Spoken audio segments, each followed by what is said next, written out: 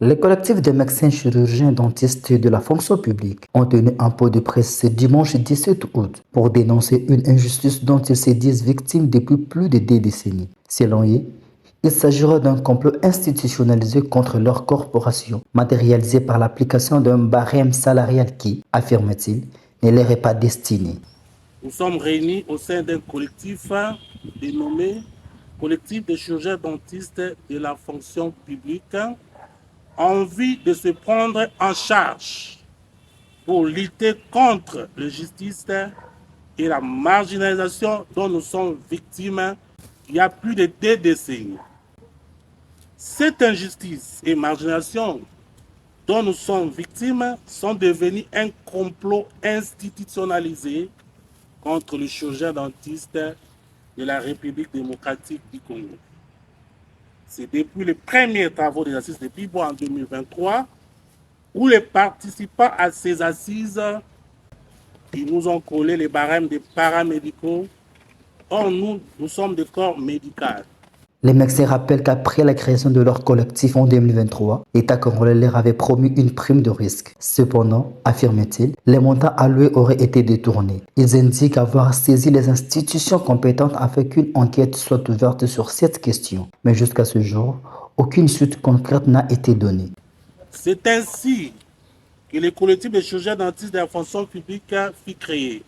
Après première année de lutte en 2024, l'État congolais a résolu notre problème en accordant une enveloppe budgétaire ou une ligne budgétaire destinée à la rémunération de notre prime de risque, soit un montant de 10 889 446 696 francs congolais.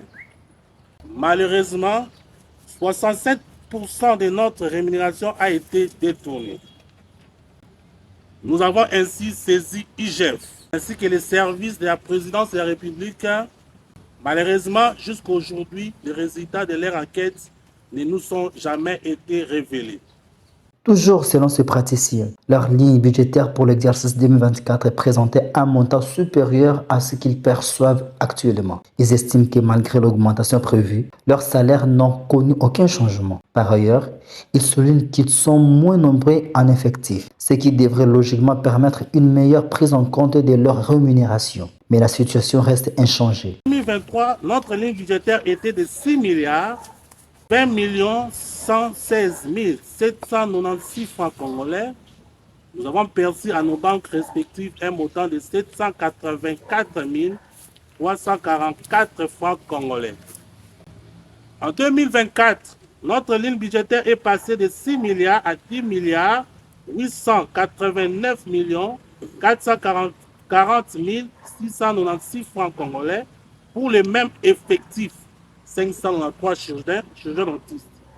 Nous avons perçu à nos banques respectives les mêmes montants, c'est-à-dire les chiffres 7. Interrogés sur l'identité de ceux qu'ils accusent d'être à l'origine de cette injustice, mais aussi sur l'implication éventuelle de l'ordre des médecins dans leur démarche, les collectifs se sont montrés clairs. Ils disent poursuivre leur combat de manière indépendante et attendent que l'État assume pleinement ses responsabilités. Bon, accuser doigter quelqu'un est un peu absurde. Pourquoi? Parce que les documents que nous avons, ça va de nos autorités jusqu'au niveau des exécutants, des exécuteurs, voilà. Avec nos correspondances, nous avons adressé à tous les niveaux.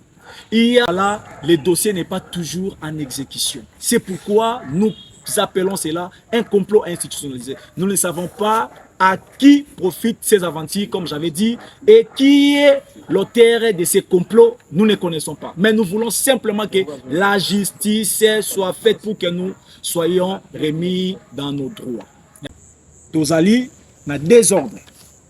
Bango bazana oya bango, ordre national de médecins.